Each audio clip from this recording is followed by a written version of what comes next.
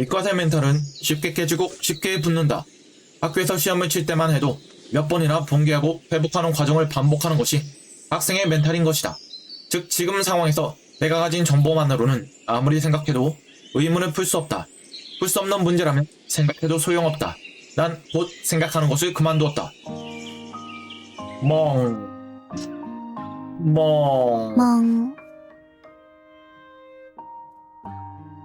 멍 때리고 있었더니 아연이가 기어왔다. 아까 전에 처참한 난동을 부린 것 치고는 굉장히 멀쩡한 모습이다. 물에 담그느라 축축해져 버렸던 옷은 같은 디자인의 다른 옷으로 갈아입은 듯 하지만 머리카락은 아직도 촉촉하군. 아가미와의 조합이 멋진걸? 안녕 아연아? 안녕 도경아. 인사. 좋아 자연스러웠어. 이는 개뿔. 수학여행에서 친구 몇 놈이 시비가 붙어 한바탕 난리가 일어난 다음 생활실 같은 어색함이 감돈다. 아연이는 아까 전에 난데없이 상태가 이상해졌고 난 아까 전에 난데없이 지금까지 쌓인 의문과 짜증이 폭발해서 이성을 잃었었다. 참고가 되도록 덧붙이자면 내가 이성을 잃은 건 정말 희귀한 일이다. UCC로 찍어뒀다가 돌려보면서 나 자신을 돌아보는 용도로 사용하는 것이 바람직했을지도 모르겠다. 아니 잠깐만. 그러고 보면 아연이가 진짜로 화내는 것도 그다지 본 적이 없는 것 같다. 사람을 팰 때도 무표정으로 패는 애라서. 저 고고하고 무표정한 얼굴이 분노로 일그러지는 모습을 보고 싶군. 크크크. 같은 매드 사이언티스트 같은 기분이 드는 건 아니고. 그런 생각을 하다가 문득 내가 아까부터 아연이 얼굴을 계속해서 빤히 바라보고 있었다는 사실을 깨달았다. 응? 왠지 지금 고개를 돌리면 지는 것 같다는 기분이 들어서 계속 빤히 바라봤다. 빤히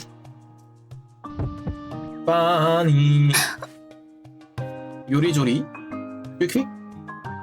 여자 얼굴을 바라본 것만으로도 휙 소리를 들었다. 그러지마, 나 상처받아. 왠지 얼굴이 빨개지면서 시선을 피하는 아연이. 잠시 그러고 있던 아연이는 다시 어색한 듯이 내 얼굴을 바라봤다. 미안해. 뭐가 미안한데? 나 때문에 이렇게. 내가 왜 화내는지 모르겠어? 도경이 화났어? 아니 화 안 났어? 응? 뭐라 어쩐지 여자랑 남자가 해야 할 대사가 바뀐 것 같은 기분이. 아니다 그러지 마라. 그런 것도 차별이다.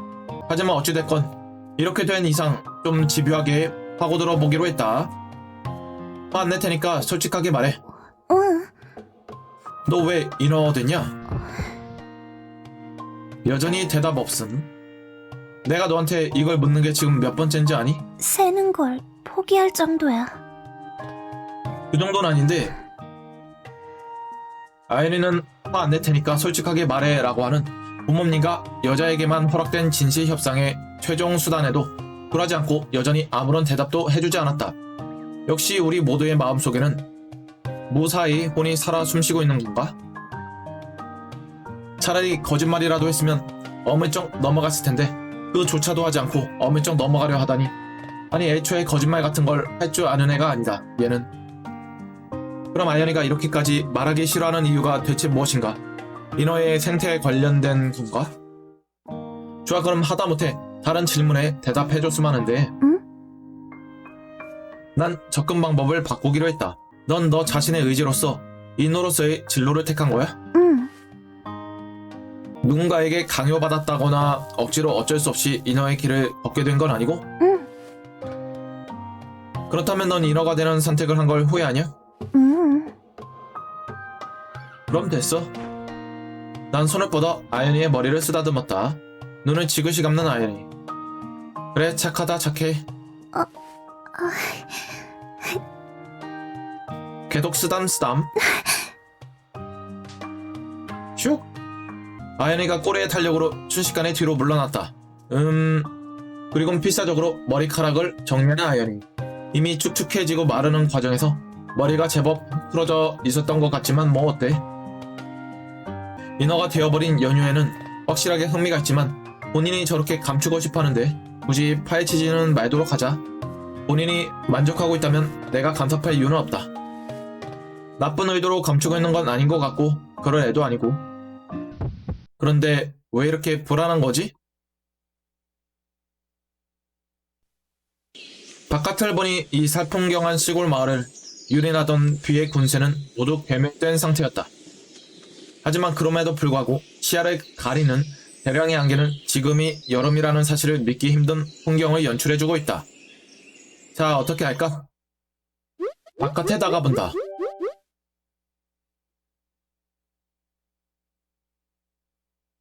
좋아, 밭에 가보자. 왠지 생명에 위협이 닥칠 것 같은 예감이 들지만 스펙터클한 몸이 펼쳐질 것 같다. 아, 비가 더 오면 곤란하니 우산을 들고 가도록 할까? 우리 고향집에는 밭이 있다. 어렸을 때 일종의 몬스터 사냥필드였고 식량 자원들을 양산하는 곳이었던 작은 밭. 이 집이 텅 비어 있었던 오랜 세월 동안 잡초밭이 되었을 거라 생각했으나 저번에 확인해본 바로는 정희 씨가 우리 집을 별장으로 쓰면서 밭을 철저하게 관리해 놓으셨다. 그리고 지금 그 밭은 붕괴. 그것은 붕괴의 현장이었다. 밭에 심겨져 있어야 할 수많은 성귀들은 모두 참혹한 꼴이 되어 나뒹굴고 있었고 흙은 한쪽 끝에서 반대쪽 끝까지 거대한 탱크로리로 여러 차례 갈아엎은 것 같은 형태가 되어 있었다. 그야말로 흙의 파도, 흙의 해, 흙의 쓰나미, 흙의 산 안드라스 단층. 지나가던 대마법사가 불김에 중력을 뒤집었다가 아차 싶어서 다시 원래대로 되돌린 것 같은 꼴이다. 이럴 수가. 도대체 무슨 일이 있었던 거야? 이봐, 정신 차려. 눈을 떠봐. 배추가 내 품에서 축 늘어진다. 장렬한 체육. 젠장, 이게 도대체 무슨... 난 잘게 갈려져 버린 배추를 품 안에 안고 주변을 둘러보았다. 봄 따윈 살지도 않는 허접한 이 시골. 그러기에 이 동네에서 저런 일을 할 수 있는 몬스터는 오직 하나. 멧돼지! 산처럼 쌓인 풍성귀의 시체들. 그것들을 사정없이 짓밟으며 적색깔 괴물이 포효했다. 동물계 척살동물문, 보이르강 소목, 멧돼지과에 속하는 되개수. 국산 멧돼지는 체장 1.8m에 90kg 정도 나가면 산의 주인으로 취급하지만 중국에는 200kg까지 자라는 고질라들도 있다고 한다. 돌진 스피드는 시속 60km가 넘어가고 그 파괴력은 생물이 아니라 자동차에 가까운 그야말로 생물병기. 이놈을 상대하려면 최소한 소총 수준의 장이 필요하다. 아니, 소총으로도 승리를 장담하기 힘들다. 그런 놈이 방어 시스템이라고는 갖추고 있지 않은 우리 집 뒷밭을 습격했으니 이러한 참사는 어찌 보면 당연한 것이다. 예견되었던 인재다. 책임을 지고 사퇴할 사람이 필요하다. 삐죽삐죽한 갈색 털이 전신에 돋아나 있는 현대의 앙켈로사우루스와 마주했건만 난 일단 그렇게 큰 공포를 느끼진 않았다. 워워, 오랜만. 어린 시절에 보고 또 보던 멧돼지다. 그러니까 익숙했다. 저런 것들에게 쫓기면서 밭을 가는 어린 시절을 보내고 나면 저 야생동물계의 프랭켄슈타인이라 칭하여질 만한 난감한 표정에 면상도 정이 드는 것이다. 다만 어린 시절과 지금의 차이라고 하면 내 등 뒤에 멧돼지 포획 도구를 갖춘 부모님이 계시지 않다는 것뿐이다. 어라? 이러면 안 되지. 이건 익숙지 않은데? 정이 확 달아나는데? 난 뒤로 천천히 물러났다. 갑자기 뒤 돌아서서 도망치면 저 몬스터는 본능적으로 나의 등짝에 몸통 박치기를 날릴 것이다. 그리고 멧돼지가 돌진해왔다. 쉣! 전력을 다해 돌진하는 멧돼지. 하지만 좀 느려 보인다. 문제는 나도 느리다는 거다. 어라, 왜 이렇게 전부 다 느린데? 내 생각은 이렇게 빠르고 지금 멧돼지 털이 하나하나 흩날리는 게 지금 내 눈에 들어오고 내 눈을 바라봐. 넌 힘이 세지고 내 눈을 바라봐. 넌... 아무래도 시간 감각이 연장된 것 같다. 달인의 감각이라고 하던가 순간적으로 고도의 집중력을 발휘하면서 생각의 속도가 빨라져 시간이 느린 것처럼 생각되는 거로군. 일단 여기까지 생각하는데 처음에 멧돼지가 돌진하는 걸 보고 깜빡임을 시작하는 눈동자가 아직도 눈꺼풀의 절반조차 덮이지 않았다. 나의 눈 깜빡임 스피드의 대단함을 생각해볼 때 이 시간 감각의 연장은 아무래도 나의 체감 시간이 한없이 압축되어 시간을 멈추는 것과 다름없는 상태가 된 것이 틀림없다. 즉 생각할 시간만큼은 충분해진 것이다. 역시 인간의 뇌는 신비하군. 하지만 지금 내가 뭘 할 수 있지? 지금 파악되는 내 전투력 스테이더스, 멧돼지 스테이더스. 이건 대강 눈 대중치이며 단위는 중화기로 무장하고 오도로이 훈련을 받은 햄스터 한 마리에 전투력을 1로 두었을 때의 수치다. 한마디로 이 수치는 보증이 되어 있지 않다. 쓸모가 없어. 그러는 사이에 나의 눈동자는 눈꺼풀에 의해 3분의 1씩이나 덮이고 말았다. 그만큼 시간이 흐르는 것이다. 안돼, 다음 계산을 해라. 지금 내가 가진 아이템 우산으로는 멧돼지를 공격할 수도 없을 뿐더러 방어조차 불가능하다. 시속 60km로 돌진하는 멧돼지 앞에 우산 따위는 휴지와 별 차이가 없을 것이고 우산? 그리고 보니 그런 말을 들은 적이 있다. 멧돼지는 돌진 스킬을 사용하는 중에 눈앞에 갑자기 본 적이 없는 장애물이 나타나면 급격히 드리프트를 한다. 그러므로 멧돼지와의 거리가 어느 정도 좁혀졌을 때 갑자기 우산을 펴는 것으로 일단 멧돼지의 첫 번째 돌진 공격은 회피해낼 수 있다. 눈 깜빡임이 끝나고 시간이 다시 흐르기 시작했다. 면상 치워 냄새나. 멧돼지가 5m 정도 전방까지 왔을 때 우산을 펼쳤다. 투명하고 영롱한 비닐 우산이다. 엄마 이럴 어째. 그리고 멧돼지는 난데없이 발을 헛디딜며 바닥에 나뒹굴었다. 이것은 너는 지금이다 도망쳐라 인간 이라고 말하는 것 같다. 멧돼지는 바닥에 나뒹굴던 몇 개의 배추를 짓밟고서 미끄러졌다. 오른쪽 앞발이 이상한 방향으로 꺾이는 걸 봐서 매우 아플 것 같다. 안타깝게도 완전히 부러지진 않은 듯하다. 지금은 이것으로 충분하다. 배추여, 그대가 온몸을 짓이기며 만든 기회 놓치지 않겠다. 난 빠르게 옆에 있던 창고에 지붕 위로 올라갔다. 나의 승리다. 내가 고지를 점령했다. 분노에 찬 보유하는 고질라. 다행스럽게도 이 창고는 철근 콘크리트로 만들어졌다. 즉 지구전인가? 멧돼지는 이 밭을 떠날 생각이 없어 보인다. 그리고 난 멧돼지가 갈 때까지 여기서 내려갈 생각이 없다. 얼핏 보기에 저 세 개의 대괴수와의 결전은 교착 상태에 빠진 것처럼 보였다. 난 콘크리트 철골에 성에서 농성 중이지만 보급로가 끊긴 상태였고 멧돼지는 땅바닥에 있다고는 하지만 배추들의 시체로 식량을 보급할 수 있는 상황이다. 오래 끌면 내가 불리한가? 하지만 난 이 싸움을 오래 끌 생각이 전혀 없다. 난 창고 창문으로 손만 집어넣어서 몇 가지 아이템과 연장을 손에 넣었다.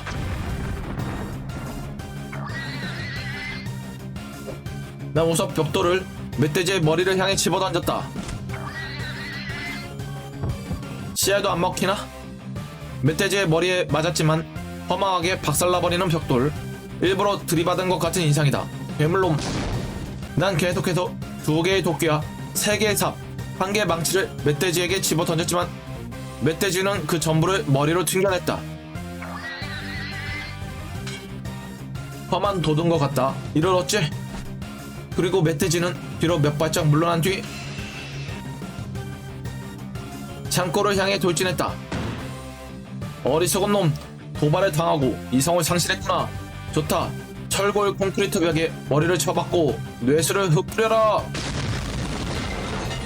창고 전체가 진동했다. 내가 있는 창고 옥상까지 진동이 울린다. 완전 정신나간 위력이다. 시골의 멧돼지는 괴물인가? 곡도 안 났나? 너무하다. 이건 너무하다. 호랑이나 곰 같은 애들은 정말 저딴 걸 처먹고 산단 말이야? 하지만 역시 철골 콘크리트에 직접 몽통박치기를 날리는 건 좀 아팠는지 멧돼지는 더 이상 창고로 돌진하진 않았다. 교착 상태. 이대로 농성하는 수밖에 없는 건가? 저런 고질라를 눈앞에 두고 멧돼지는 내 눈을 물끄러미 보더니 사악한 표정을 지으며 고개를 돌렸다. 돌아가는 건가? 하지만 멧돼지의 노림수는 이 악마놈. 멧돼지는 바닥에 쓰러져 있는 배추들에게 최후의 일격을 날리기 시작했다. 우적우적 우적우적 쫙이라고 말하는 것 같다. 냠냠냠냠. 시시러 죽고 싶지 않아 살려줘.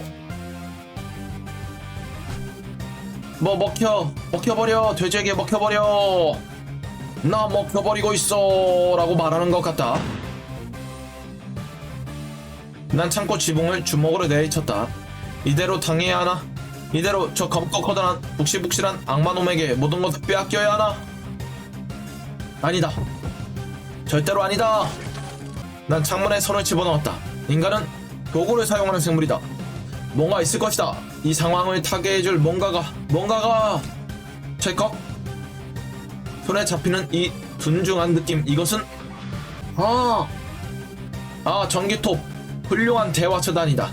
한 번도 써본 적은 없지만 왠지 모르게 쓸 수 있을 것 같은 기분이 들어. 난 기세등등하게 전기톱을 가지고 창고에서 뛰어내렸다. 덤벼라 털복숭이. 그리고 전기톱의 작동 스위치를 충전 안 되어 있다. 잠깐 기다려. 이건 오해다. 돌진해오는 멧돼지. 쓸모없는 전기톱. 난 멧돼지 면상에다가 전기톱을 집어 던지고 다시 창고 위로 기어 올라갔다. 거의 동시에 창고에 다시 한번 꼬라박는 멧돼지. 이번에는 벽이 아니라 창고 문을 적중하고 멧돼지가 창고 안으로 들어갔다. 무참하게 짓이겨진 창고문. 나도 저렇게 될 뻔했군. 그나저나 멧돼지가 창고 안으로 들어가는 바람에 이제는 무기도 꺼낼 수 없게 되었다. 멧돼지가 창고 안에서 마구 날뛰는 진동이 느껴진다. 이젠 정말로 저항할 방법이 없는가. 결국 저 거대 괴수를 격퇴하지 못하고 그저 놈이 스스로 물러나기를 기다리며 밭의 모든 야채들이 유린당하는 광경을 지켜볼 수밖에 없단 말인가. 인간은 과학의 힘이 있어 생물종의 정점에 군림한다. 하지만 과학의 힘이 없는 인간은 이다지도 약한 것인가. 내가 그렇게 인간의 약함에 대한 절망감에 빠져있을 때 멧돼지가 슬피 울면서 도망갔다. 어라? 뭐지? 지금 대체 무슨 일이 벌어진 거지? 창고 안에서 난동을 부리던 멧돼지가 그냥 울면서 도망갔다. 창고 안에 대체 무슨 일이... 난 지금까지 손만 집어넣었던 창문으로 얼굴을 뻗어 창고 안을 들여다보았고, 누가 날 잠을 깨우느냐? 창고 안을 뒤덮은 수만 마리의 공중 기갑사단. 그러고 보니 창고 안에 장수 말벌집이 있던 걸 까먹고 있었다. 판단은 빨랐고 행동도 빨랐다. 난 폭풍처럼 창고 문을 닫아버리고 밭을 벗어났다. 그야말로 목숨을 걸어야 했던 가장 위험한 전투. 전리품이 없어 억울하지만 어쨌든 살아남았다. 강한 자가 살아남는 것이 아니라 살아남는 자가 강한 것이다. 이건 세상 절대 진리다. 난 그렇게 방으로 돌아 문을 열어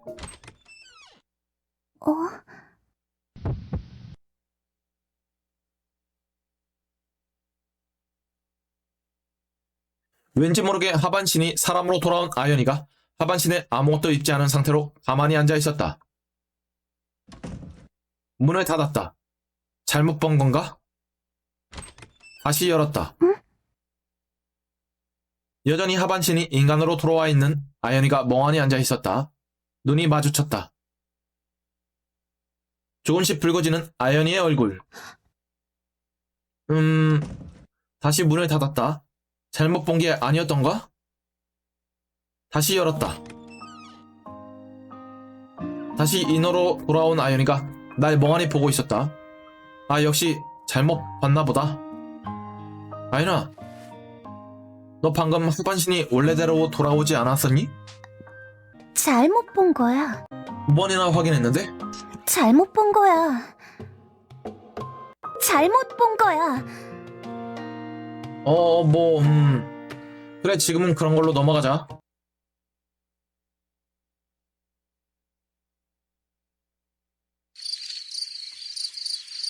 날이 저문다. 지구는 하루 종일 바라보던 태양에게서 사랑은 떠나가는 거라며 등을 돌리고 낮 시간 동안에는 태양빛만 보느라 거들떠도 보지 않던 달에게 그윽한 눈빛을 보내고 있었다. 고작 태양빛을 반사하는 것에 불과한 달빛이 선명하게 나뭇잎을 핥고 있었다. 난 그냥 마당에서 그냥 멍하니 생각을 하고 있었다. 난데없이 아연이가 밖에 좀 나가 있으라고 했기 때문이다. 집주인을 쫓아내다니 대체 이게 무슨 짓을 하려고. 결국 그 오전 이후로 아연에게서는 아무런 이상 징후도 느껴지지 않았다. 움직이다가 살짝 실수하면 물건을 쓰러뜨리는 꼴이나 방석이나 이불에 빠져있는 몇 개의 비늘 같은 건 평소대로니까 별로 이상하진 않고, 아무튼 그렇다. 아무것도 이상하지 않다. 이상적으로 판단해볼 때 지금 내가 불안감을 느낄 이유는 없다. 그런데 왜 이렇게 아연이가 걱정되지? 이상하다. 이렇게까지 걱정할 이유가 없는데. 아연이 본인도 괜찮다고 했는데 대체 왜 이렇게 신경 쓰이고 걱정되는 건가? 이게 혹시 부모의 마음이라고 하는 과학적 현상인 것인가? 인간은 자신이 어떻게 대응해야 할지 모르는 상황일 때 불안감을 느낀다. 즉 지금 나는 내가 어떻게 대응해야 할지 모르는 상황에 처해 있다고 할 수 있다. 그럼 내가 모르는 건 그야 인어의 생태다.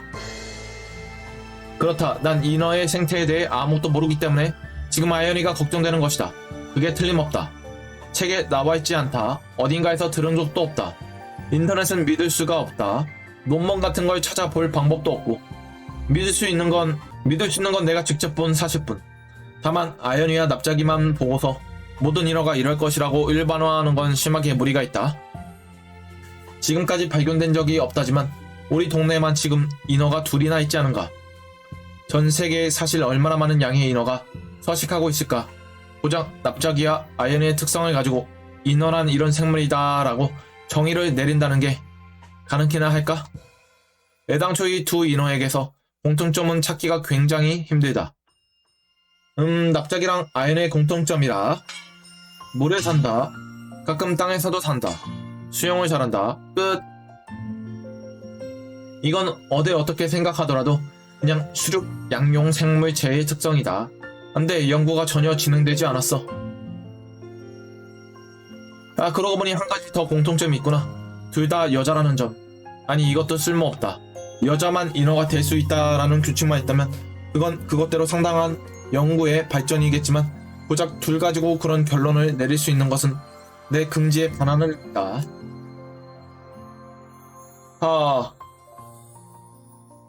아연이나 납작이가 가르쳐주면 편할 텐데 이것이 전공 분야 제외하고는 넓지만 얕은 지식만을 갖춘 이과생의 한계인가? 다만 남자 인어가 끼치는 시각적 공해 효과를 감안하고 전 세계 전설 어디를 뒤져봐도 남자 인어라는 생물체는 정말 찾아보기는 힘들다는 점을 감안했을 때 여자만 인어가 된다는 가설로서의 가치 정도는 있을지도 모른다. 여자에게 인어가 되는 뭔가가 있다는 말인가? 여자의 어디가? 10분은 나는 인어의 생태보다 훨씬 더 어렵고 무지막지하며 대단히 성가시고 전 세계적으로 수많은 연구를 반복하고도 결론이 나지 않은 문제에 대해 생각하는 나 자신을 발견했다. 여자가 대체 뭐하는 생물이냐?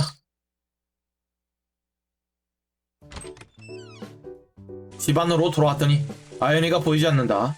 쏘아하는 소리가 들려오는 걸 봐서는 샤워라도 하고 있는 모양이다.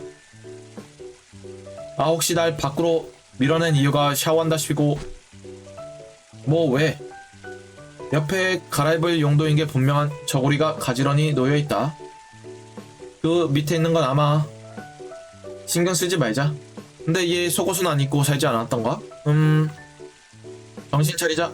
난 지금 이러한 일에 유전학적 참고심을 발휘할 때가 아니다. 인어는 샤워를 어떻게 하지?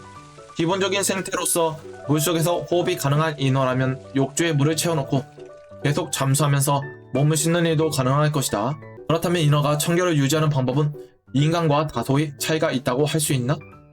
비늘이 있는 부분을 마구 문질러 댈 수는 없지 않은가? 신경 쓰인다. 매우 신경 쓰인다. 엄청나게 매우 신경 쓰인다. 저 신경 쓰여요? 지금 가서 바로 아연이가 들어있는 저 문을 열면 해결될 것 같다. 그럼 난 내가 해야 할 일에 대한 방침을 정했다. 난 침착하게 다시 마당으로 나갔다. 마당에는 감나무가 한 그루 있다. 난 그 나무 앞으로 가서 머리와 나무를 충돌시켰다. 커! 젠장 원초적 본능에 몸을 맡길 뻔했군. 큰일 날 뻔했다. 순간적인 충동에 몸을 맡기는 짓을 해서는 안 된다. 만약 내가 냉정한 이과생이 뇌를 갖고 있지 못했다면 이러한 상황에 대처하지 못하고 창문을 통해 샤워나 아이언이를 훔쳐본다거나 하는 일을 했을 것임이 틀림없다. 그렇게 했다면 보나마나 수증기가 안경에 끼면서 보고 싶은 것은 보지 못한 채 아이언의 꼬리에 맞고 창공을 비하게 되었겠지? 혹은 보았더라도 아이언이의 꼬리에 맞고 기억이 지워졌을 것이다. 후, 고마워요 화, 고마워요 나의 이성. 그리고 고마워요.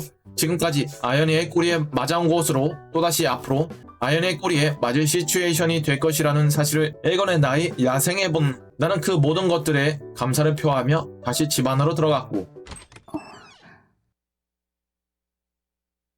이건 비늘 때문에 제대로 못 닦은 건지 아니면 닦는 걸 까먹은 건지. 전에도 말하지 않았던가? 폴리에스테르와 H2O의 조합은 너무나도. 난 다시 마당으로 나가서 나무를 들이받았다. 지금 내 얼굴은 전장을 거쳐온 투사와 같다. 이마에서 흘러내리는 피, 지난번에 얻어맞고 아직 붓기가 가시지 않은 면상. 생각해보면 아이언의 꼬리에 맞아서 상처가 생긴 적은 없는 것 같다. 아이언의 꼬리는 의외로 테크니션한 건가? 그게 아니면 외상이 없을 뿐 이미 안쪽에서부터 골병이 들어있는 건가? 도경아, 뿔뿔 기오는 아이언이 그새 물기는 다 말라버린 모양이다. 어? 혹시나 해서. 어? 아이네가 매우 우물쭈물하면서 뭔가를 질문하려고 했다. 왜? 혹시 맞는 거 좋아해? 아니? 지금 내 놈은 마조히스트냐고 질문한 건가 얘는? 몸쪽 꽉 찬 돌직구다.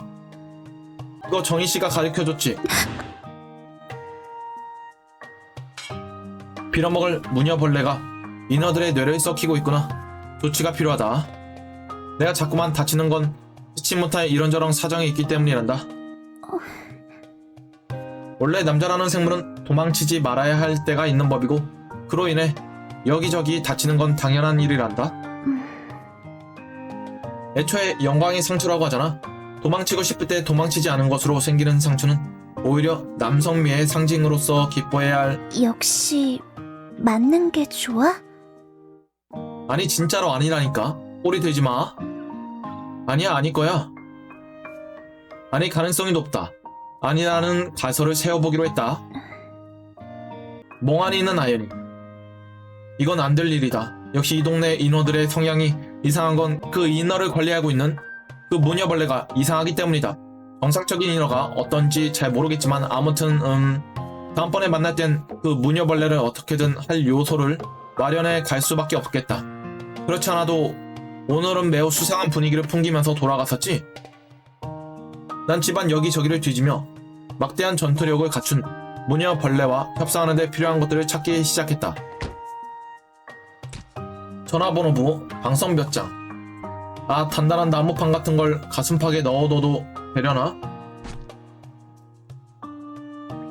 안타깝게도 오토바이 헬멧 같은 건 없다.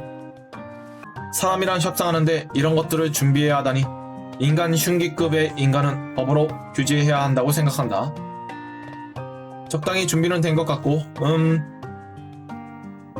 열심히 준비하긴 했지만 역시 밤에 산을 올라가는 건 좀 그렇다. 이미 너무나 늦은 시간. 그리고 알다시피 우리 고향 뒷산은 위시림. 한밤중에 이 엄청난 필드를 통과해 최종 보스인 무녀와 평화적인 협상을 도모하는 건 너무나 힘든 미션이라고 할 수 있다.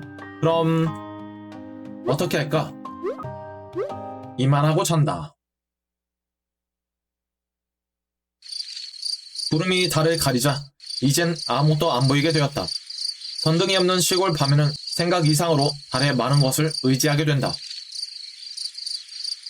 그래 오늘은 일단 자자. 인어에 대해 열심히 연구하는 것은 내일부터 해야겠다. 아이네가 왜 인어가 된 건지, 납작이는 왜 아무것도 기억을 못하는지, 정희 씨는 대체 뭘 알고 있는 건지. 그래, 내일 하자. 처덕처덕처덕처덕. 묘한 소리에 눈을 떴다. 어느 틈엔가 태양은 산등성이 사이로 크고 아름다운 대가리를 쑥 하고 내밀어 이쪽을 혀로 핥는 듯한 시선으로 내려다보고 있었다. 태양님 안녕하십니까? 라고 기운차게 인사하고 싶지만 그럴 기운은 없었다. 그나저나 방금 날 깨운 소리는 대체 분명히 낯 익으면서도 들어본 적이 없는 소리. 이건 다시 그 소리가 내鼓膜을 자극했다. 나는 몸을 일으키지 않은 상태로 고개만 돌려 그 소리가 인식되는 좌표를 시야에 넣는다. 소리, 묘하게 소름 끼칠 때부터 알아봤어야 했는데 한 가지 물어보자. 혹시 바퀴벌레 발자국 소리 들어본 적 있나? 바퀴벌레는 수천만 년의 역사를 생존하면서 그 모습이 전혀 변하지 않았다. 학계에서는 그걸 살아있는 화석이라고 부르니까 마치 진화도 하지 않고 정체된 구식 생물체가 떠오르지만 사실 그 이미지는 틀렸다. 그놈들은 처음부터 진화할 필요가 없는 완벽한 존재였기 때문에 진화를 하지 않은 것이다. 내가 이불을 치우고 베개를 들어올린 채 이수령 자세 제1법을 취하고 있는 것은 그러한 완벽한 존재를 상대함에 있어서의 경애라고 할 수 있겠다. 무서운 거 아니야? 무서워서 이러는 거 아니야? 정말이야. 바퀴벌레는 더 이상 걷지 않고 있다. 대신 나를 똑바로 쳐다보고 있다. 당신이 어둠을 들여다보면 그 어둠 또한 당신을 들여다본다. 바퀴벌레의 등을 보호하는 병장갑이 흑빛에 광을 냈다. 그리고 나는 그 완벽한 존재에 대한 경의를 담아 꽤 가는 소리를 지르며 베개를 투척하려고 했다. 그리고 바퀴벌레의 날개가 조금씩 깍딱 거렸다. 손들어 움직이면 한다라는 포즈. 일촉즉발의 긴장 상태. 한순간이라도 실수하면 기분이 나빠진다.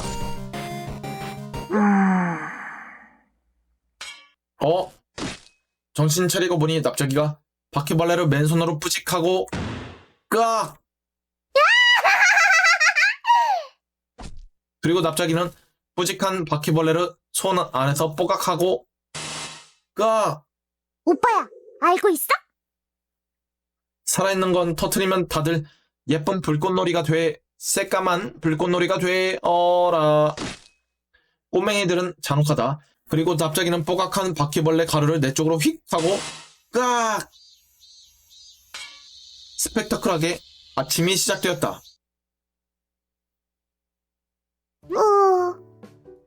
오빠야. 가까이 오지 마. 대체 왜 아침부터 우리 집에 있냐? 그리고 왜 바퀴벌레를 맨손으로 뻐각하냐? 도대체 왜 손을 안 씻냐? 물에 사니까 손 안 씻어도 괜찮아. 네 바퀴벌레 손 씻은 물에서 처식하기 싫으면 당장 씻어. 난 납작이를 포획해서 억지로 세척해버리는 방안을 행동으로 옮기려 했다. 그런데 히! 납작이가 바퀴벌레의 가루로 떡칠된 손을 이쪽으로 내밀었다. 순식간에 뒤로 물러나는 나. 내 반응을 보더니 약간 고개를 갸우뚱하는 납작이.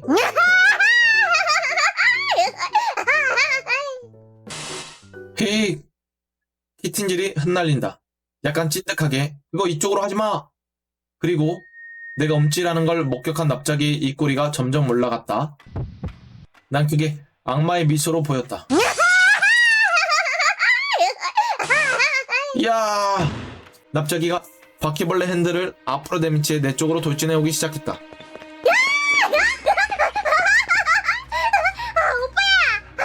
오빠야, 왜 도망가? 왜? 놀자. 와, 호러 같아 갑자기.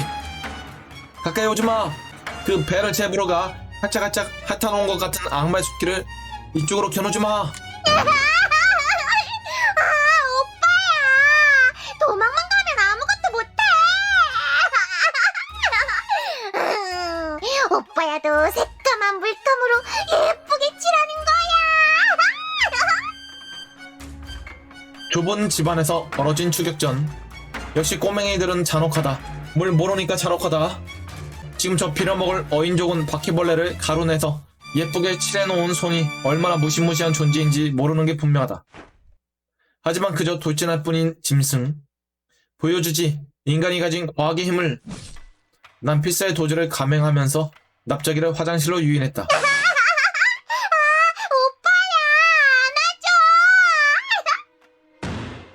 안기는 건 너다. 하. 인간 과학기술의 극치 중 하나인 상하수도 시스템. 기원이 된 건 인더스 문명의 고대 도시 모헨조다로. 기원전 3500년 전부터 이어져온 인간의 기술의 극치를 보아라. 내 안의 어둠이 씻겨나갔어. 자, 이제 비누로 손을 씻으렴. 조용히 비누로 손을 씻기 시작하는 납작이. 그리고 바퀴벌레가 또 한 마리 지나갔다. 납작이는 그걸 푸직하고 집어서 손에서 다시 뽀각.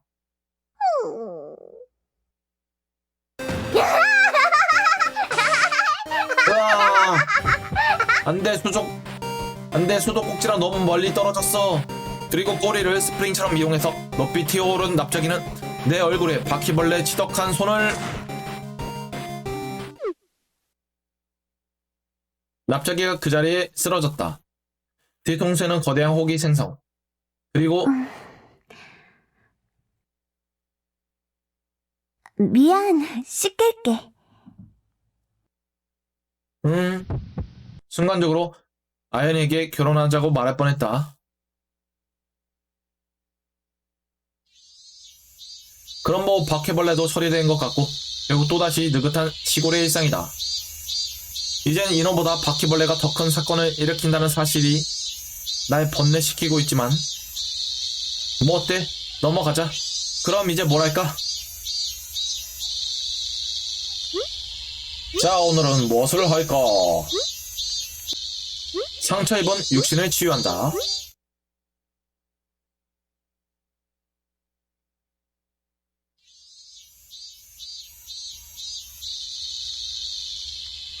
내 얼굴의 상태를 점검한다.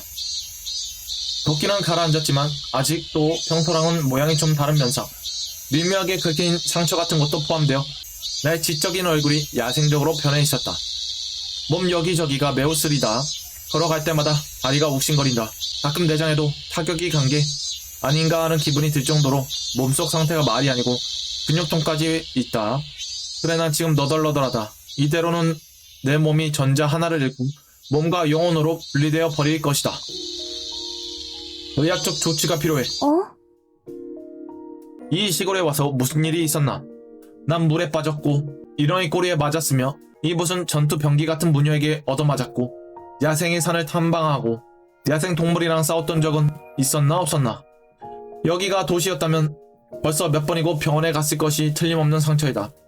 시골 전통의 호랑이 연고로 견디는 것도 이제 한계가 보인다. 그렇기에 이번에야말로 보건소를 찾겠어. 모험? 비슷해. 내 동료가 되어라, 아연아. 왠지 모르게 얼굴을 붉히는 아연이야. 멍한 상태인 납작이를 수레에 태우고. 제 마을에 보건소는 존재하지 않아. 그 보건소에는 슬픈 전설이 있지. 들어보겠나? 한 영감님이 한 말을 단서로 보건소를 찾아가는 우리들의 모험은 시작된 것이다. 그리고 모험이 끝났다. 마을 회관 안에 보건소가 있습니다. 그래, 보건소가 없었던 것은 마을 회관 안으로 위치를 옮겼기 때문이었다. 뭐가 슬픈 전설이냐? 하드보일드 영감 같으니 세상의 진신이란 건 원래 전부 맷빠지는 법이다. 그래, 마침내 우린 보건소에 도달했다. 방금 출발했는데. 근데 보건소가 뭐야? 의사놀이 하는 곳. 아니야, 왜 그렇게 생각의 방향이 편입한 건데? 어쨌든 찾던 시설을 찾아낸 건데 맷빠질 이유는 없지. 보건소 하나 찾는데 모험을 떠나는 수준의 각오가 필요했던 것부터가 문제가 있었다. 자, 그럼 입장하도록 할까, 보건소에? 라고 나는 당당한 발걸음을 옮기는데 아무도 안 따라왔다. 따라오지 않는다. 왜? 저기 너희들은 지금 뭐...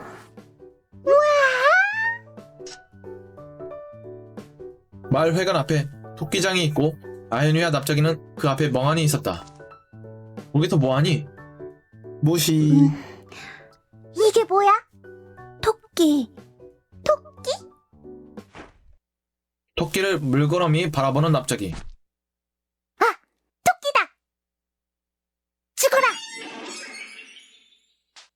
죽이지 마! 아연의 꼬리와 납작이의 꼬리가 교체했다. 뭐하냐 니들? 왜? 왜 가로막는 거야? 귀여우니까 전부 새빨간 불꽃놀이가 되어버리면 좋을 텐데.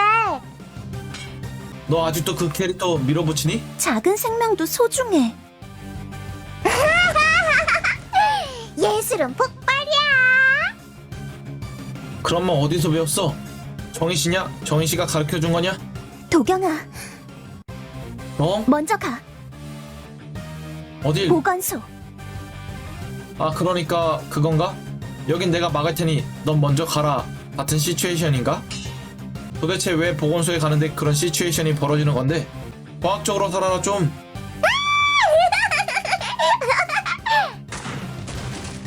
교차는 인어의 꼬리야 꼬리. 힘도 사이즈도 사정거리도 아연이가 압도적이었지만 납작이는 밸런스와 경험치에서 명백히 아연이를 압도하고 있었다. 아니 그게 아니지. 지금 대체 뭐 하는 거야 보건소 가다가.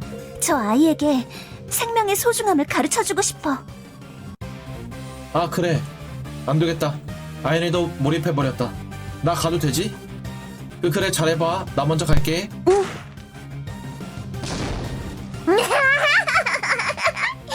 막아도 소용없어. 저 부드러운 토끼 안에 있는 빨간 물감으로 세상을 예쁘게 칠할 거야. 새빨갛고 아름다운 세상이 되어라.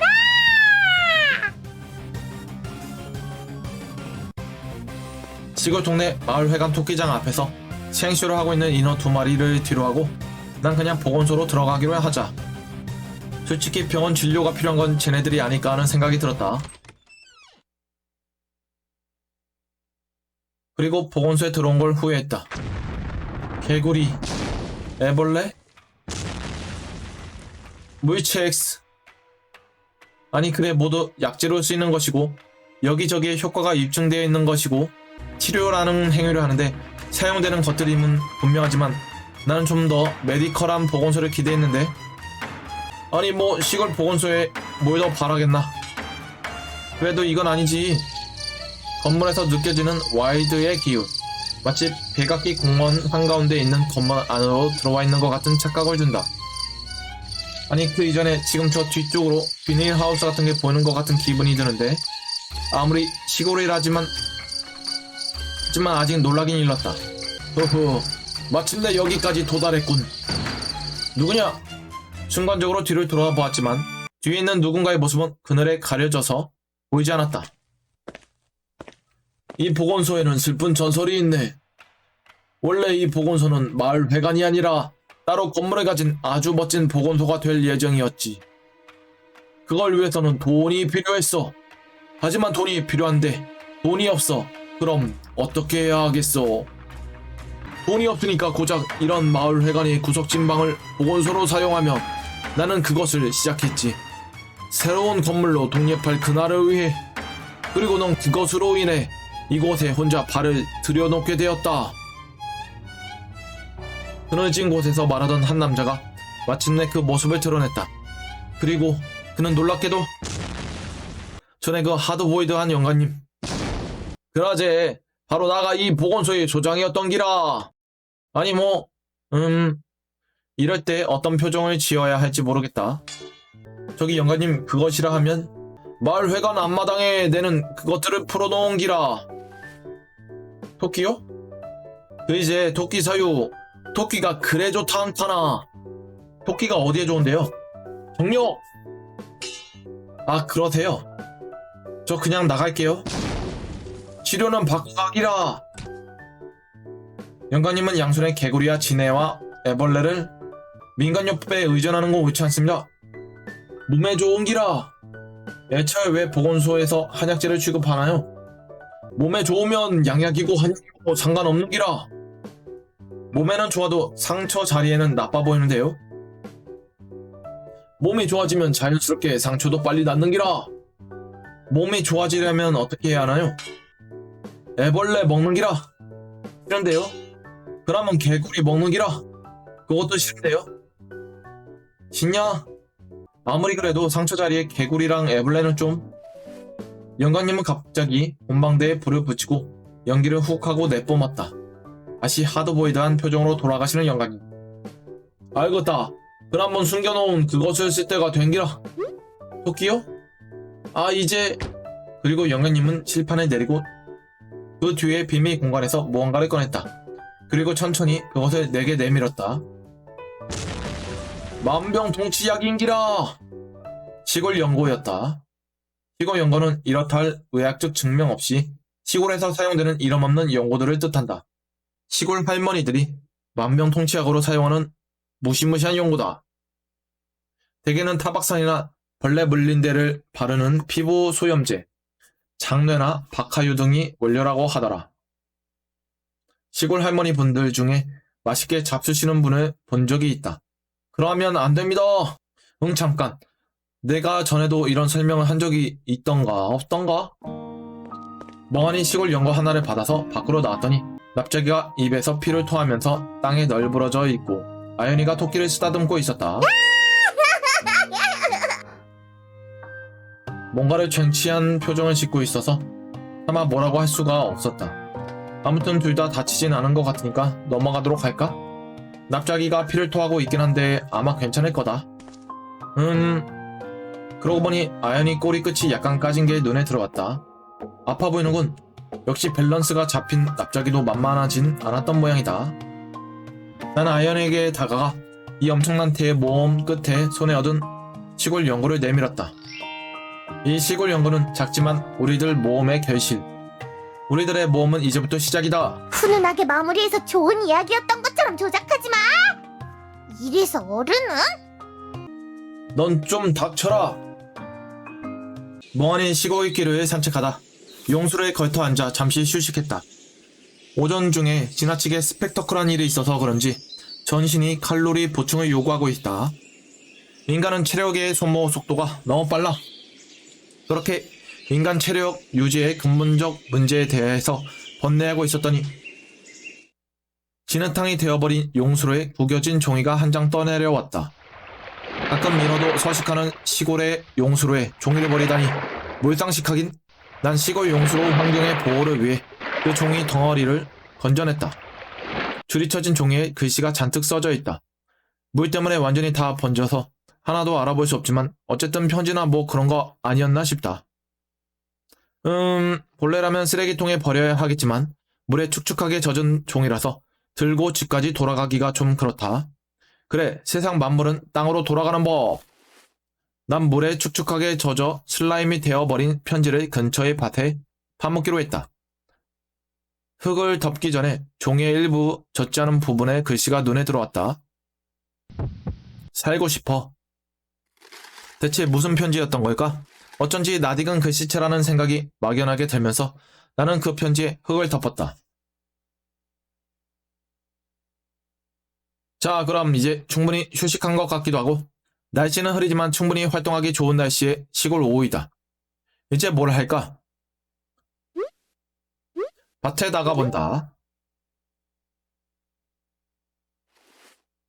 좋아, 밭에 가보자. 왠지 생명에 위험이 닥칠 것 같은 예감이 들지만 스펙타클한 모험이 펼쳐질 것 같다. 장수말벌. 절지 동물문 곤충류 벌목 말벌과의 몸 길이 최대 5cm짜리 공중 기갑사다. 그들의 전투력은 벌레에 대한 당신의 상식을 우습게 깨부수는 레벨이다. 그들의 침은 인간의 두개골을 관통할 수 있고 그들의 턱은 시간만 충분하다면 졸조망도 절단하며 그들의 갑주는 공중 유닛인 주제에 바닥이 흙바닥이라면 밟아도 잘 안 죽을 정도의 강도를 자랑한다. 꿀벌 집을 습격한 장수말벌들을 본 적이 있는가? 불과 30마리 정도로 이루어진 장수말벌 편대는 인구 수만에 달하는 꿀벌 제국 하나를 통째로 붕괴시킨다. 수많은 꿀벌들을 너무나도 쉽고 간단하게 베어넘기는 그들의 위용은 그야말로 졸병들 사이에 난입한 여포와 같다고 할 수 있겠지. 난 곤충 채집 취미가 있지만 장수말벌집은 절대로 건드리지 않는다. 우리 집 창고 안에 장수말벌집이 있다는 사실을 알았다면 난 아무리 멧돼지에게 쫓겨난다고 한들 창고 안으로 손을 집어넣는 미친 짓은 하지 않을 것이다. 지방 가까운 곳에 이들의 제국이 건설되었다면 이 시대의 히어로인 119 아저씨들에게 도움을 청하는 것 말고는 이렇다 할 방도가 없을 정도이다. 그럴 것이다. 그렇더인들 이런 미친 그 강력한 힘을 가진 공중 기갑사단이 지금 단 한 마리도 빠짐없이 모두 격추당해 있다. 열려있는 창고의 문, 바닥에 새겨진 엄청난 전투의 흔적, 날개가 파괴된 채 바닥에 떨어져 있는 장수 말벌들, 모든 병사를 잃고 텅텅 비어버린 벌집은 전혀 위험하지 않은 오브젝트에 불과한 것처럼 바닥에 덩그러니 놓여 있었다. 그리고 그곳에서 수북하게 쌓인 말벌 시체를 밟고서 아직 숨이 붙어있는 여왕벌을 손으로 움켜쥐고 있는 자는 크아, 감히 비천한 인간주의의 짐을이라고 말하는 것 같다. 안돼! 부하를 방패로 삼아 여왕님이 도망치려 하시다니! 지도자로서의 자격도 긍지도 모두 쓰레기통에 버리셨나요? 내놈이라고 말하는 것 같다. 보자. 안녕하세요. 우리 집 밭의 진정한 최강자였다.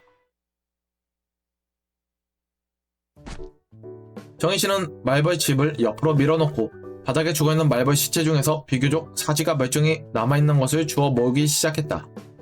뭐 하세요? 알바예요. 알바예요? 인어 둘을 돌보다 보니 자금 상황이 좀... 아연이야 납작이의 바깥말인가? 벌집을 뜯으면 누가 돈을 주나? 벌도 집도 애벌레도 모두 이 동네 보건소에서 비싸게 찾은답니다. 장수말벌로 술 같은 걸 담아가도 좋아요? 신을 보시는 무녀가 벌집을 뜯어 팔아치우고 남은 벌로 술 담가 먹지 마세요. 신이 술을 좋아해요. 과학적 증명을 요구한다. 내가 술을 좋아하느니라. 신이 자기가 알코올 중독자라고 공언해버렸다. 하지만 왜 굳이 장수말벌로 술을? 신이 술을 좋아해요. 정력이 좋아요? 은근한 체험 효과? 남자랑 남자만 있을 때 이걸 먹이면? 약 팔지 마세요. 장수말벌 술의 실제 효능은 고혈압 치료다. 약물 오남용은 당신의 몸을 병들게 합니다. 벌레를 먹는다라는 사실에 대한 심리적 거부감은 없나요? 비단도 벌레인걸요? 그래도 그건 벌레 자체가 아니라 벌레의 토사물. 전국의 비단 관련 업계에게 사과하세요. 사실인걸요. 반박 불가다. 그러는 사이 정희 씨는 근처에 흩어진 장수 말벌 시체들 중에 비교적 성한 것을 모두 주워 담은 모양이다. 그런데 이게 절반도 안 되는군. 대부분은 참혹할 정도로 파괴되어 있어서 원래 말벌이었다는 사실도 알기 힘들다. 도대체 무슨 약을 뿌려서 잡았길래? 왜 그러세요? 약을 뿌려서 잡으면 먹을 수가 없어요. 몸에 안 좋다고요. 그럼 어떻게? 손으로요. 어디 가세요, 도경씨? 따라하면 당신은 죽을 수도 있습니다. 그러니까 절대로 따라하지 마세요. 인간 레벨을 뛰어넘은 놈의 행동은 참고가 안 됩니다. 난 그냥 벌집과 말벌들을 주섬주섬 정희 씨를 멍하니 바라보고 있었다. 정희 씨는 자루를 가지고 산 쪽으로 가는 듯 하더니 다시 밭으로 돌아왔다. 잊고 간 물건이라도 있는 거? 뭐 신경 쓰지 말자. 그만 돌아가도록 할까? 아직은 기억하고 계신가 봐요? 밭 출구 쪽으로 발을 옮기는 나를 정희 씨가 불러 세웠다. 아연에게 좀... 아직은 기억하고 계신가 봐요? 꼴에 소금 친구라고? 네? 대체 무슨 말 하는 거? 조용히 다가오는 정희 씨, 빙긋 웃고 있다. 왜 그러세요? 그리고 크아! 공기를 가르는 오른손 스트라이트가 허공으로 내뻗어졌다. 이 일부러 빗나가게 할 친 건가? 맞았으면 죽었을지도 모른다. 왜 그러세요? 역시. 정희 씨에게서 갑자기 사상이 불어난 기운이 펼쳐나온다. 주변의 분위기가 극한까지 가라앉는다. 마치 세상이 어두워진 것 같은 감각. 이것은 도대체... 고라니와 뉴트리아 그리고 멧돼지까지 이 밭에서 난동을 부리던 축생들을 모두 격퇴하셨더군요, 도경씨. 그걸 어떻게... 그리고 마지막이었던 말벌들은 저의 손에 퇴장. 이제 이 밭의 축생들은 모두 쓰러졌습니다. 영문을 모르겠다. 지금 대체 무슨 소리를 하는 건가, 이 무녀벌레가? 이제 남은 건 저와 도경 씨뿐. 설마 이렇게 될 줄은 몰랐어요. 저기 아까부터 영문을 모르겠는데요? 진짜로 모르겠다. 빨리 상황 파악을 하지 못하신다면 정희씨가 그 자리에서 사라졌나 싶더니 다시 얼굴을 노리는 돌려차기가 날아들어 허공에 걸어놨다. 죽습니다, 도경 씨. 진심이 담긴 발차기. 깜짝 놀라 미끄러지지 않았다면 진짜로 죽을 뻔했다. 히익. 난 대굴대굴 굴러 그 자리를 벗어난 후 간신히 자세를 바로잡았다. 뭐하는 짓입니까? 자, 이제 가릴 때가 온 거예요. 누가 진정한 이 밭의 최강자인지. 그냥 정희씨가 최강자세요. 안 싸워요? 네, 어째서? 싸우면 아프잖아요. 특히 덱 같은 생물 병기랑 싸우면. 싫어요. 싸우세요. 아니 저한테 그러셔도. 이 밭의 마음을 모르시겠어요? 이 밭은 최강의 주인을 모시고 싶어 한다고요. 이 밭의 주인은 원래 전데요. 그리고 돼지에겐 마음이 없어요. 충격을 받은 정희씨. 왠지 납작이 같다. 그리고 잠시 그 자리에서 휘청거리더니 자세를 바로잡는 정희씨. 아무래도 이 빌어먹을 무녀벌레가 소년 만화를 보고 온 게 틀림없다. 마침내 평범한 소년 만화를 BL로서 해석할 수 있는 경지에 들어간 건가 무시무시하다. 왠지 우리 동네가 비정상이 되어가는 것 같은 기분이 든다. 그리고 역시 그렇군요. 응? 도경 씨에겐 이 밭의 주인이 될 자격이 없어. 닥쳐. 이 토지는 물론 아빠 명의로 되어 있어. 그렇다면 당신을 쓰러뜨리고 당신의 밭을 계승하겠습니다! 무녀가 강도로 돌변했다. 그리고 정희씨를 오른발이 약간 움직인다고 생각한 바로 그 순간 히? 정희씨가 사라지는가 싶더니 내 뒤통수가 흙바닥에 머리를 감았다. 지금 대체 무슨 일이 일어난 건지. 오랜만이네. 또 마운트 포지션. 그리고 정희씨는 주먹을 들어 당장이라도 파운딩을 할 것 같은 자세를. 팔꿈치. 저거 엘보인가? 소년 만화의 영향을 받아서 장난을 치고 있는 것으로는 보이지 않았다. 죽는다. 저걸 맞았다가는 틀림없이 죽는다. 거기까지 생각이 미친 나는 다급하게 외쳤다. 도대체 저한테 왜 그러세요? 왜 이러냐고요? 정희씨는 몸을 숙이고서 내 입술에 검지 손가락을 가져다 댔다. 물론 알려주지 않을 생각이었고 모르게 할 계획이었고 이 모든 게 아연이 언니가 원한 대로라는 건 사실이에요. 하지만 이렇게까지 아무것도 눈치채주지 못하는 건 너무하잖아요. 아연이 언니가 너무 불쌍해. 그러니까 이건 화풀이에요. 얌전히 처맞고 떡이 되세요. 얌전히 처먹고 떡이 되라고? 뭐 지금 무슨 말을 하는 거야? 아연이 난다없이 왜 호칭을 바꿔? 그리고 대체 왜 당신의 눈에는 눈물 같은 게 고여있는 거지? 전부 잊어버리고 행복하게 살아가세요. 당신은 그게 최선입니다. 그리고 내가 아무것도 이해하지 못한 채 정희씨의 팔꿈치가 나의 얼굴로. 정희씨의 몸이 뒤로 밀려난다. 마운터가 풀리고 난 대굴대굴 굴렀다. 방금 그 포효 소리 설마? 고라니 한 마리가 나와 정희씨의 사이를 가로막고서 포효하고 있다. 저 고라니는, 그리고 내가 고라니를 채 알아보기도 전에 두 개의 그림자가 더 내 앞을 가로막았고 오랜만이고 간적이여 라고 말하는 것 같다. 어라 잠깐. 설마니 이 전개. 뭐죠? 패배한 탈락자들이 끼리끼리 모여서는?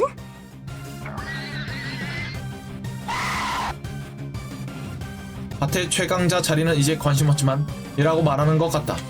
설마 안돼 그러지마. 그 대사 말하지마. 저 소년을 쓰러뜨리는 건 바로 나다. 다른 놈에겐 줄 수 없다 라고 말하는 것 같다. 이런 것들이 단체로 소년 만화를 빨았군. 뭐라 지적해 줄 기운도 없지만 하지만 이것은 기회. 좋아요. 다시 싸우죠 정희씨. 싸우면 아플 거라면서요. 저만 안 아프면 됐죠 뭐. 아연 씨는 어쩌다가 저런 놈한테. 방금 왠지 엄청 막말을 들은 것 같은 기분이 드네. 자 갑니다. 생물학의 힘을 보여주겠어요. 정희씨는 매우 떨떠름한 표정을 지으면서도 다시 한번 자세를 잡았다. 여전히 어떠한 빈틈도 보이지 않는 자세이지만 왠지 이 친구들과 함께라면 질 것 같지 않았다. 가라 고라니, 너로 정했다. 정의실을 향해 달려들기 시작하는 고라니. 고작 사슴 따위. 인간의 동체 시력을 압도적으로 뛰어넘는 스피드로 달려드는 고라니의 방향을 정확하게 보고 있는 정희씨. 그리고 고라니는 정희씨의 발이 닿는 사정거리까지 들어가기 직전 서전트 점프 3m의 다리 힘으로 뛰어올랐다. 그대로 정희씨를 뛰어 넘어가면서 시선을 분산시키는 고라니. 그리고 달려드는 것은 멧돼지였다. 아니 애초에 소년 만화 영향을 받았다 해도 야생동물이 사람 말을 알아들을 리가 없지. 난 고라니를 점프하기 좋게 돌진시킨 후에 멧돼지의 엉덩이를 찰지게 갈겨 돌진하라는 제스처를 보낸 것이다. 이것이 물리의 힘이다. 이런? 고라니의 시선을 빼앗긴 정희씨는 후덕후로 멧돼지를 피할 타이밍을 놓치고 말았다. 적중하진 못하더라도 이 정도라면 거의 확실하게 자세가 무너진다. 그리고 순식간에 무녀복을 한꺼풀 벗어 또와 같은 방식으로 멧돼지의 공격을 흘려보내는 정희씨. 멧돼지는 자신의 돌진 스피드를 이기지 못하고 콘크리트 벽에 머리를 박고 말았다. 무너져 내린 벽에 파묻혀버리는 멧돼지. 그리고 쓸데없이 고통스러운 동작으로 방금 사용한 겉옷을 다시 걸치는 정희씨. 괴물이야, 인간이 아니야. 저건 인간이 가진 동체 시력으로는 절대로 불가능한 일인데. 하지만 그 정도는 예상했다. 즉시 그 등 뒤를 노리는 고라니. 거기에 장렬하는 태권도식 뒤차기. 인간의 갈비뼈 따위는 분쇄할 만한 위력을 자랑하는 고라니의 돌진이 그대로 튕겨나갔고 고라니는 저만치로 날려가 버렸다. 진짜 인간 맞냐 저거? 하지만 내가 노렸던 순간은 바로 이때 다시 시간 감각이 연장된다. 천천히 떨어지는 고라니. 여전히 발을 들어올린 상태로 이쪽을 쏘아보는 정희씨. 그리고 나는 내 목숨 너에게 맡기겠다. 강격이요 라고 말하는 것 같다. 가라! 일시적으로 발기술은 쓸 수 없게 된 정희씨의 얼굴을 향해 전장 1m짜리 들쥐를 집어 던졌다. 이것은 제갈량이 아닌 순간적으로 상황에 맞게 병력을 움직이는 가오의 방식. 받아라 이과의 힘을. 자신도 모르게 반사적으로 뉴트리아를 향해 주먹을 내뻗던 정희씨는 자지러지면서 그 자리에 주저앉았다. 모든 것은 계획대로. 이게 마지막. 나의 주먹을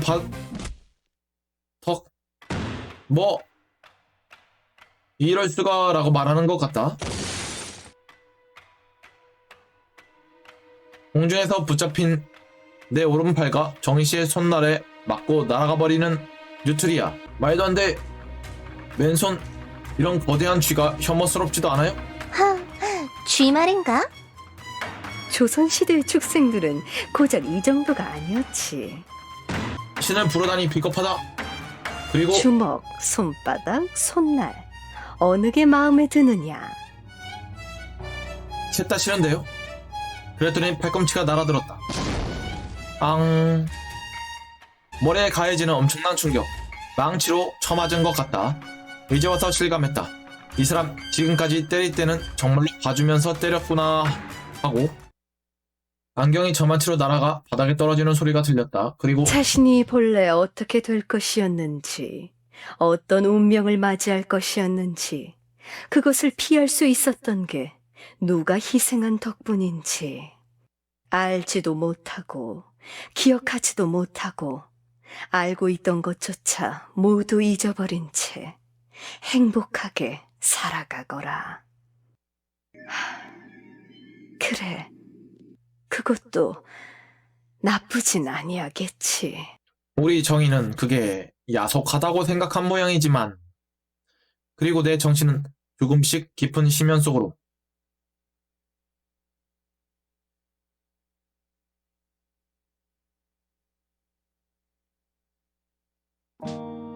설마 했던 병원 겨울 말. 세상에 이런 일이. 눈을 떴더니 새하얀 병원 천장이 보였다. 몸 상태는 의외로 그리 나쁘진 않은 듯. 얼굴은 그야말로 떡을 형상화한 모습을 하고 있지만 아무튼 생명에는 지장이 없다고 한다. 어떤 경위로 이러한 상처를 입게 되었냐는 의사 양반의 질문에 멧돼지랑 고라니랑 뉴트리아랑 같이 편먹고 무녀 한 명이랑 싸웠다 졌어요. 당연히 안 믿어주더라. 그래, 믿어줄 턱이 없지. 그럼 과학적으로 말이 안 되는 일이. 그래도 이해심이 많은 의사 양반은 두부 외상으로 인한 기억 혼란이 있음이라고 친절하게 차트에 다 적어주셨다. 별의별 환자가 다 찾아오는 만큼 의사 양반도 상당한 대인배적 마인드가 필요한 직업이라는 것이다. 병원을 뒤로하고 길을 나선다. 어쨌든 정신은 들었고 그렇게 위험한 외상은 없었으면 단지 얼굴 형상이 떡의 형상일 뿐이었기에 이 이상의 입원은 무의미했던 것이다. 입원비는 지불되어 있었다. 아니 뭐 누가 지불하고 갔는지는 말할 필요도 없겠지만 말없이 시골과 도시의 중간 형태를 한 애매한 동네를 걷는다. 그래, 완전한 시골보다는 이런 곳에서 힐링을 하는 것이 훨씬 더 옳은 판단이었을지도 모른다. 자연이 있어 나를 만족시키면서 문명이 있어 생활이 불편하지 않다.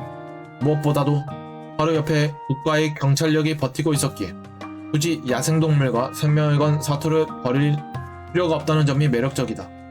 아무리 현 시점에서는 세계를 지배하고 있는 생물인 인간이라 해도 이렇다 할 도구도 없이 홀로 야생에 떨어지면 야생에서 단련된 축생들을 결코 당해낼 수 없다. 그렇게 인간은 단체의 힘, 과학의 힘, 권력의 힘에 빌부터 살아가게 되는 것이다. 사랑해요, 국가 권력. 이쯤 되면 의문이 들 것이다. 내가 왜 이렇게 국가 권력을 숭상하는 발언을 하는 것인가? 왜 그러냐고? 너도 시골에서 일주일 내내 야생동물이랑 배틀로얄 찍고 와봐라. 이런 소리 나오나 안 나오나? 난 사정이 있어. 일주일간 아무도 없는 고향 시골집으로 내려가서 살게 되었다. 본래의 목적은 힐링이었다. 솔직히 이제 와서는 이유도 잘 모르겠다. 대체 왜 그렇게 고향집으로 돌아가고 싶었던 걸까?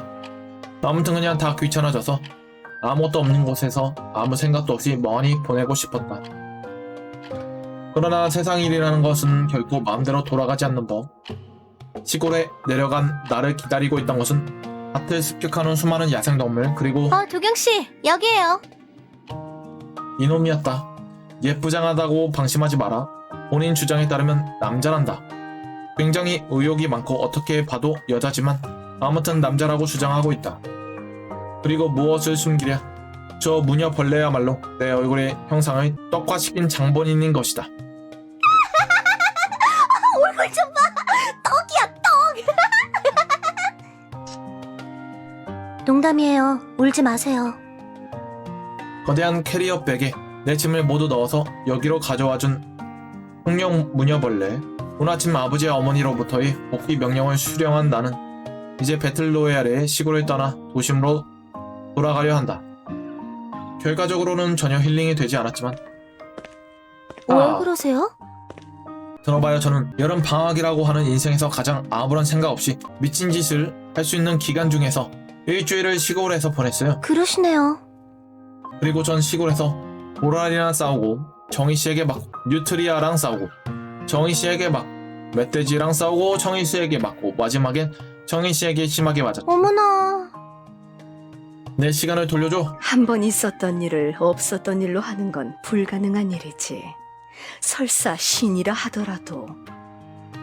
손해배상을 청구한다. 밥 해드렸잖아요. 그걸로 퉁치죠. 저도 밥 해드릴 테니까 좀 맞을래요? 도경씨, 네? 혹시 밥으로 맞아보신 적 있어요? 네. 어라, 언제요? 부활동의 합숙에서 잠시 대화가 끊겼다. 그저 캐리어백이 털털거리는 소리만이 도심과 시골이 섞인 풍경에 배경 음악으로 깔리고 있었다. 죄송해요. 아니 뭐 이제 와서 무슨. 아니, 계속 심하게 때린 것도 좀... 매번 여러 가지로 사정은 있잖아요. 마지막은 좀 달랐지만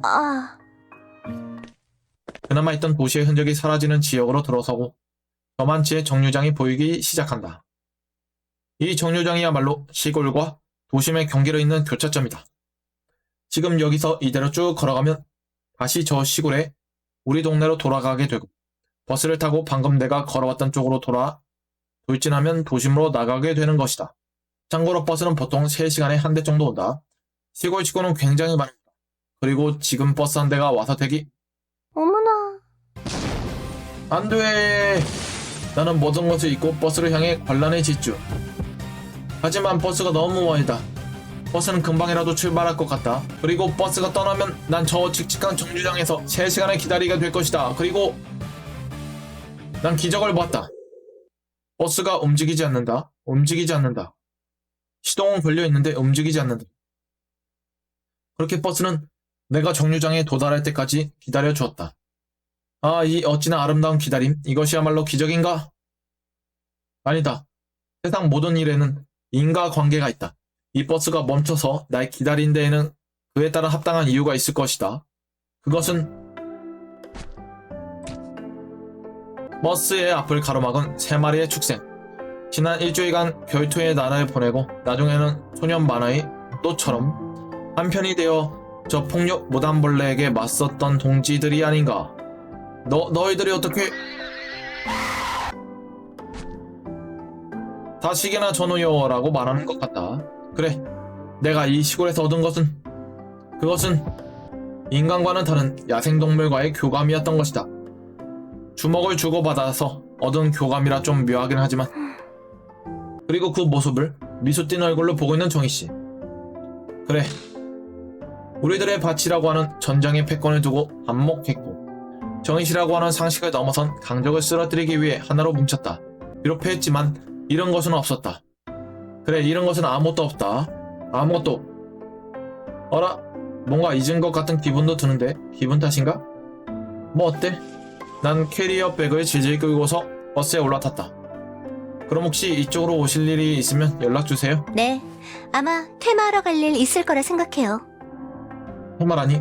모녀가 언제부터 그렇게 스펙터클한 직업이 된 거지? 그리고 언젠가 다시 만나자, 전우들아. 다음번에 반드시 이길 것이다, 전우여 라고 말하는 것 같다. 난 그렇게 작별을 구했다. 그런데 갑자기 정희씨가 버스 창문으로 무언가를 내밀었다. 선물이에요. 이건 잘 말려진 거대한 비늘. 약간 검빛이 감돌면서도 햇볕에 반사되자 무지갯빛으로 빛난다. 난 이렇게 크고 아름다운 비늘을 박물관에서 밖에 본 적이 없는데 이게 도대체... 시골엔 이상한 게 많거든요. 잊어버리지 마세요. 아, 감사합니다. 이 비늘이 대체 무엇의 비늘인지 물어볼 새도 없이 출발해버리는 버스. 그래, 이 비늘이 무엇인지는 내가 직접 알아낼 연구 과제인 것이겠지. 뭔가 글씨 같은 게 새겨진 것 같기도 한데 저건 다음에 확인하도록 하자. 난 비늘을 도로 가방에 집어넣고서 버스 창문에 기댔다. 버스 백미러를 통해 저 멀리 나의 전우인 축생들과 정희씨가 서 있는 게 얼핏 보였다. 정희씨가 뭔가 말하고 있는 것 같은데 들리지 않았다. 어찌됐든 갈 길이 멀다. 좀 자도록 할까? 난 창문으로 비쳐 들어오는 따뜻한 햇볕을 받으며 눈을 감았다. 언젠가 기억해 주세요.